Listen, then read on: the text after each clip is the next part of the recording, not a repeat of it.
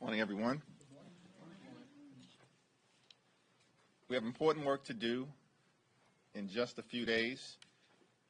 The federal government is once again at risk of shutting down because extreme MAGA Republicans in the House are apparently determined to do just that. Unless they manage to extract extreme ransom demands related to their highly partisan policy priorities that have no shot of otherwise being enacted into law under the normal legislative process. To be clear, House Democrats are not going to pay a single right-wing ransom demand. We've not done it in the past. We're not going to do it today. We're not going to do it tomorrow. We're not going to do it next week. It will never be done. The only way forward is to come together in bipartisan fashion in order to meet the needs of the American people. And if Republicans are unable to do that over the next few days, then the only approach is to pass a continuing resolution at the fiscal year 2023 levels. Period. Full stop. The challenge that we confront is that the extreme MAGA Republican agenda, which is deeply unpopular all across America, has nothing to do with improving the quality of life of the American people. The extreme MAGA Republican agenda is all about defaulting on America's debt, shutting down the government, crashing the economy, criminalizing abortion care, cutting Social Security and Medicare, impeaching President Joe Biden, and censuring House Democrats. That's the extreme MAGA Republican agenda. It's been that way from the very beginning of this year, and they've done nothing on their own to improve the quality of life of the American people. House Democrats, we're going to continue to put people over politics, build upon the incredible track record of success under the leadership of President Biden, including the passage of the PACT Act, where we were able to stand up for veterans who had been exposed to toxic substances, burn pits, and Agent Orange, and were unable to get the health care that they needed. Until Democrats, under the leadership of President Biden, Speaker Pelosi, Leader Schumer, in the House and the Senate, passed the PACT Act to make sure that millions of veterans now have the health care that they need. That is the work that should be ongoing for the American people. Solving challenges for veterans, for hardworking American taxpayers, and for people all across the country. Not the extreme MAGA Republican agenda, which has nothing to do with the health, the safety, or the economic well-being of the American people. In fact, what they want to do is undermine the health, the safety, and the economic well-being of the American people, including by continuing to try and march us to a nationwide abortion ban. Questions? Jeffries, is a clean CR a red line for you? A continuing resolution that is at the fiscal year 2023 levels is the only way forward, because that's the status quo. House Democrats are not asking for our policy preferences. We're asking for the status quo to keep the government open. So would you accept anything other than that? A clean continuing resolution at the fiscal year 2023 levels is the only way forward. Thank you, Mr. Leader. That being said, though, we know that Republicans are talking about this laddered CR. Why is that a non-starter for Democrats? And if they choose to go that route, where do you put the chances of a shutdown next week? Most members of the House Republican Conference have no idea what a laddered CR means, what it represents, or how it would possibly be implemented, let alone the American people. the notion of a laddered CR is another extreme right-wing policy joyride that is reckless and would only crash and burn the federal government. It's a non-starter. Back. Thank you. Brittany Gibson from Politico. I'd like to ask if you can expand upon your comments on MSNBC yesterday about protecting incumbents who have been critical of Israel. Have you talked to any of those members who are now facing primary challengers, and what would that support look like? Yeah, my comments speak for themselves. I have more to say in a political environment. We're not in a political environment right now. Back to this side. Yeah, thanks. Thank you, Mr. Leader. So I spoke with members of the CBC this week who have rallied behind Congresswoman Tlaib and who are calling the censure resolution an issue of free speech. What do you say to that? Yeah, my vote on the censure resolution speaks for itself. Good morning. Can you characterize this divide among Democrats over the Middle East? I mean, we have Cori Bush today calling for a ceasefire. Obviously, there was a divide over Ms. Tlaib's comments. Can you talk about how this is chewing away at the coalition in the Democratic Party? And number two, do you think that there should be a ceasefire? Yeah, well, let me tell you about the coalition in the Democratic Party. Maybe I'll save that until the end of my comments. My position on the situation in the Middle East is clear, will continue to be clear, and I believe that's the overwhelming position of the House Democratic Caucus. We will continue to stand by Israel. Our two countries have a special relationship. It's anchored in our shared democratic values and our shared strategic interests, and Israel's place in the world as a Jewish and democratic state and a safe haven for the Jewish people.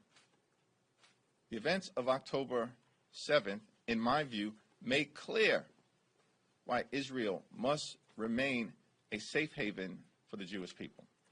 In terms of the prosecution of the war, I think there are three things that the Biden administration is trying to accomplish that I support. First, Israel must successfully defeat Hamas and rid the region of this brutal terrorist regime. Second, we have to do everything possible to bring the hostages back home safely and securely. Third, we have to make sure that we secure the humanitarian assistance for Palestinian civilians who are in harm's way through no fault of their own. Those are the three objectives of the Biden administration. I completely support every single one of them. Is the ceasefire part of that? Of course not. I just mentioned those are the three objectives. Those are the three objectives of the Biden administration. The Biden administration has said we're working with the Israeli government on a humanitarian pause. That's the language that the Biden administration has used to facilitate the third objective. Now, in terms of the Democratic coalition, that's a great question. How did the Democratic coalition perform in Ohio?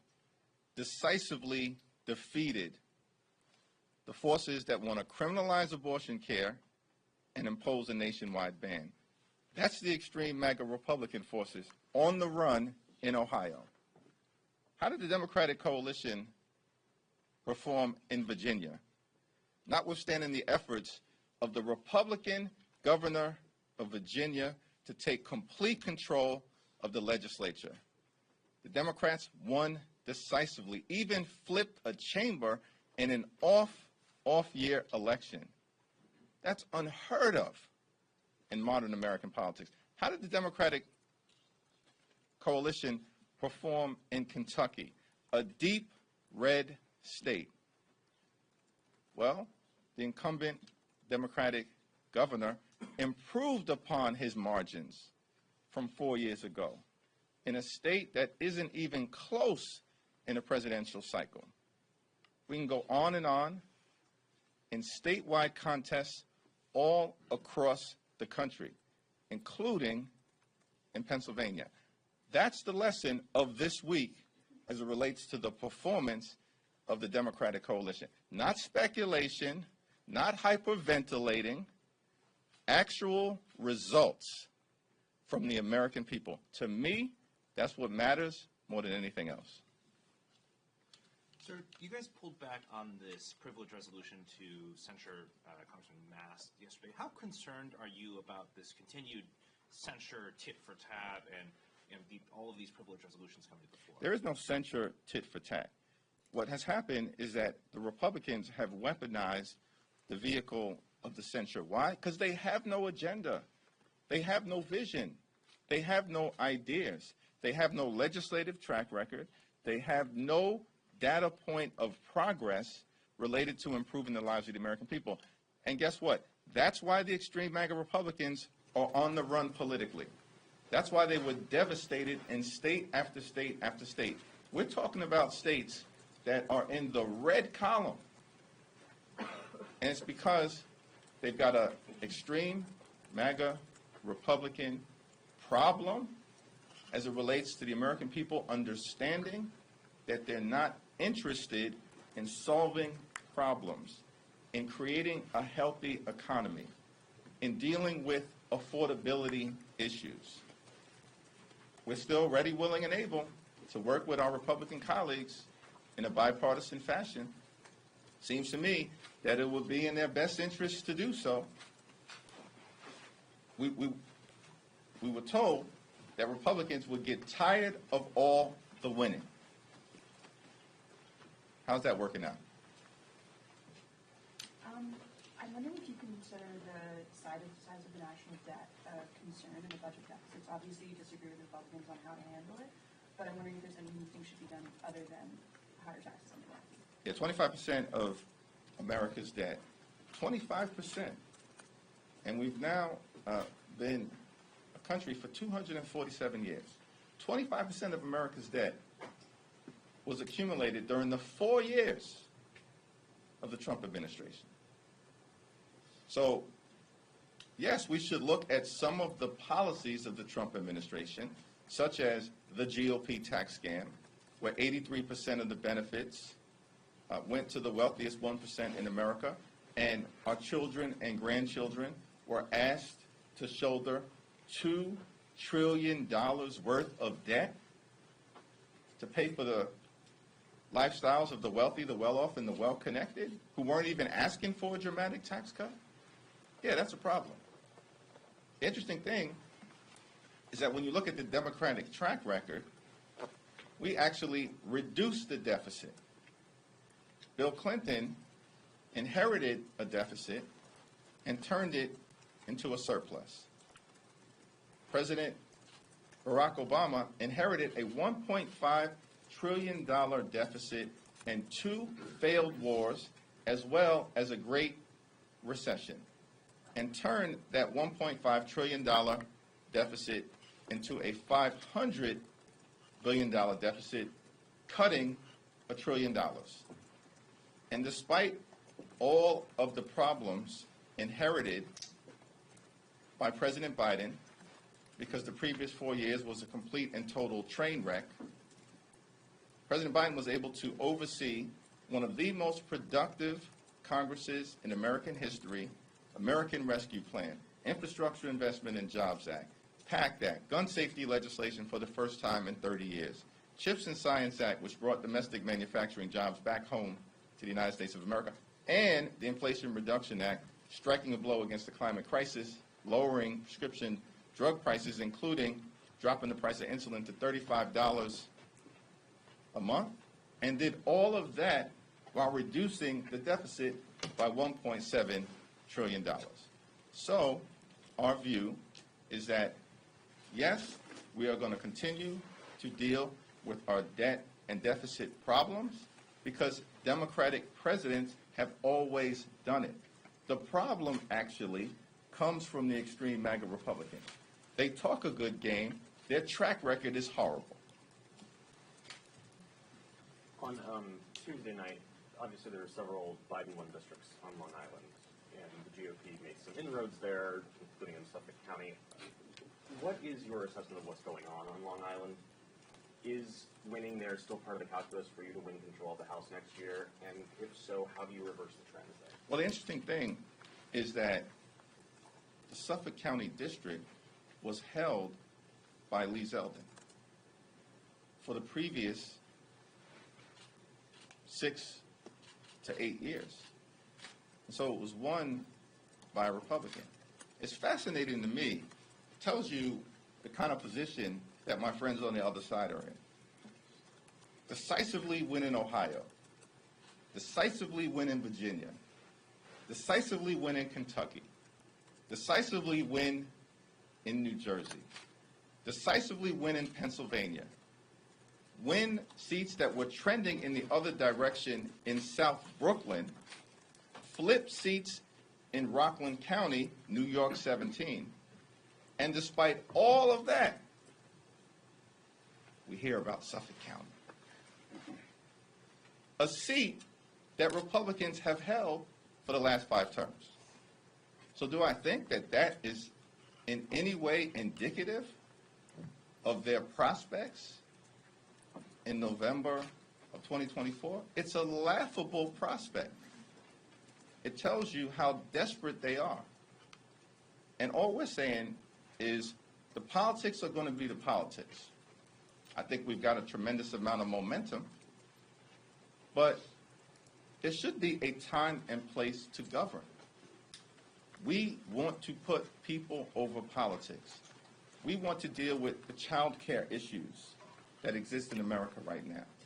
We want to deal with making sure that the affordability connectivity program that allows for internet access all across the country continues to be funded.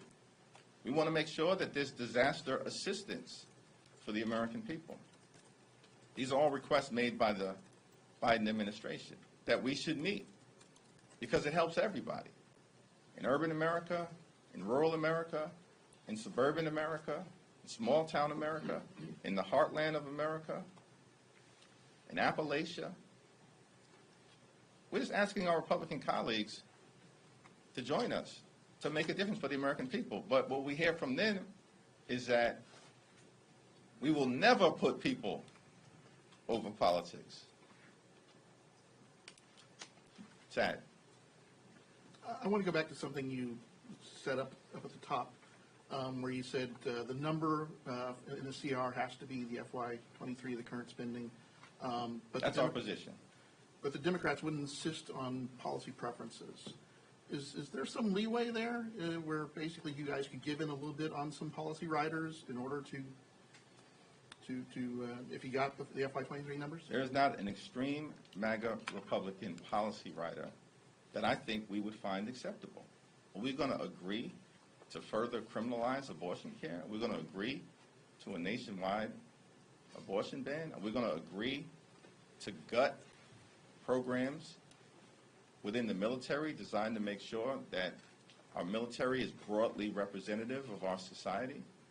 Are we going to allow the extreme MAGA Republicans to bully LGBTQ children with increasing suicide rates? There's not a single extreme MAGA Republican policy writer that we can agree to, in my humble opinion. Thank you. Thank you, Jeffries. Here's a drop in next round. Thank you. I wanted to get your reaction to the debate last night. Despite Republican candidates still trying to vie for the attention of the American public, Donald Trump still pulls ahead in the polling, and also President Biden's polling is showing a downward trend. So, what are your thoughts on the debate last night?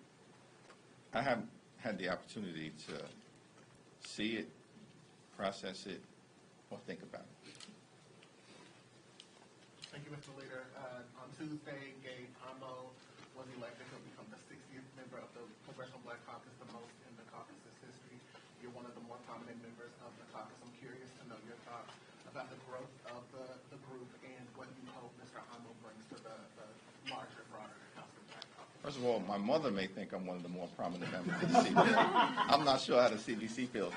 But I am, it's an honor to be part of the Congressional Black Caucus, to stand on the historic shoulders of so many giants and personally stand on the shoulders of Shirley Chisholm, one of the original 13 founders, who's, of course, the former representative of neighborhoods like Bedford-Stuyvesant in East New York that I currently represent in Brooklyn.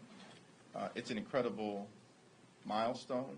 I think when my class first came, Stephen Horsford, Joyce Beatty, Robin Kelly, Mark Vesey, and Donald Payne Jr., we may have just broken through the 40-person mark in terms of the Congressional Black Caucus.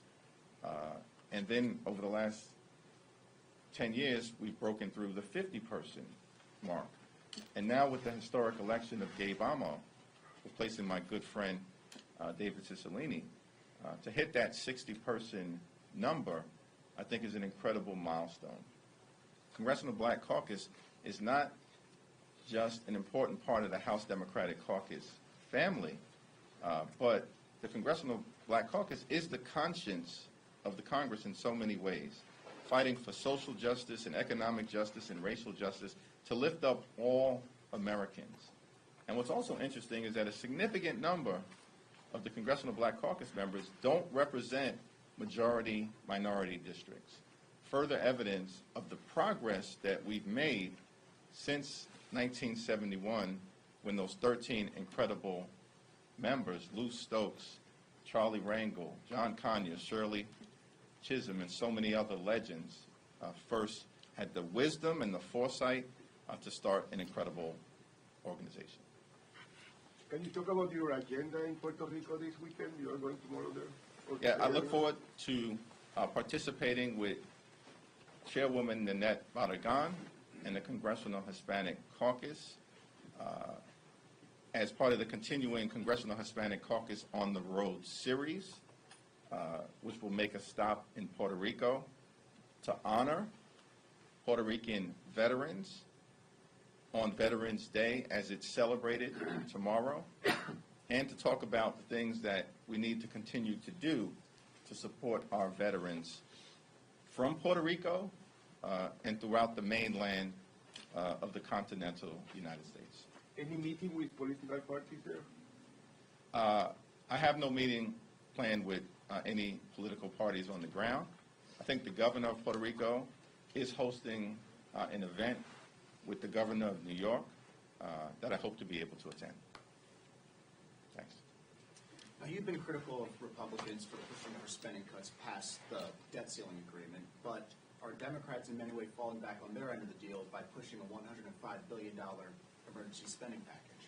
No, the spending package can and should be taken up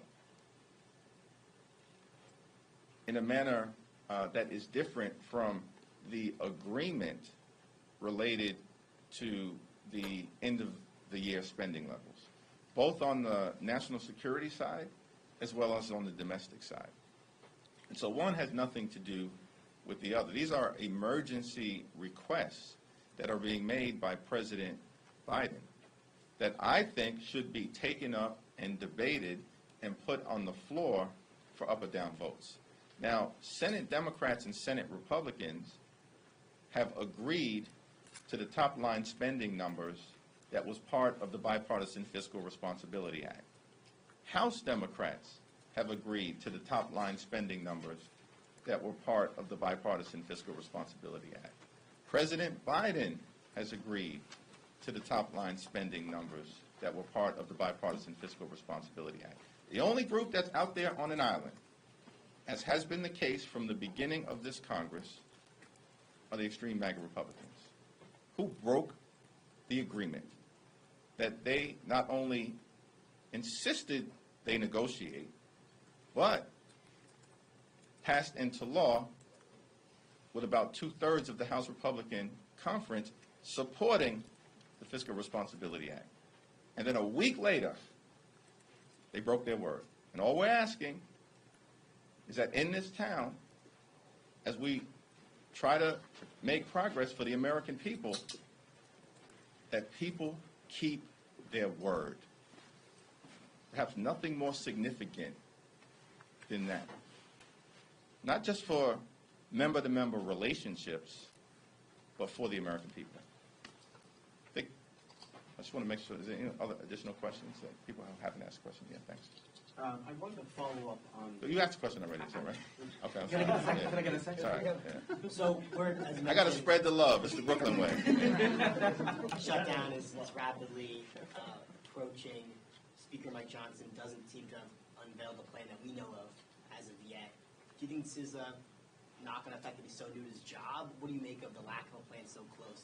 And is this perhaps a weakness that Speaker Johnson hasn't come out with a plan yet? Well, I've had several very positive, forward-looking, authentic conversations with Speaker Johnson, and I expect that that will continue to be the case. And I will continue to say to him that we are ready, willing, and able to work with House Republicans in a bipartisan fashion to solve problems for hardworking American taxpayers on any issue.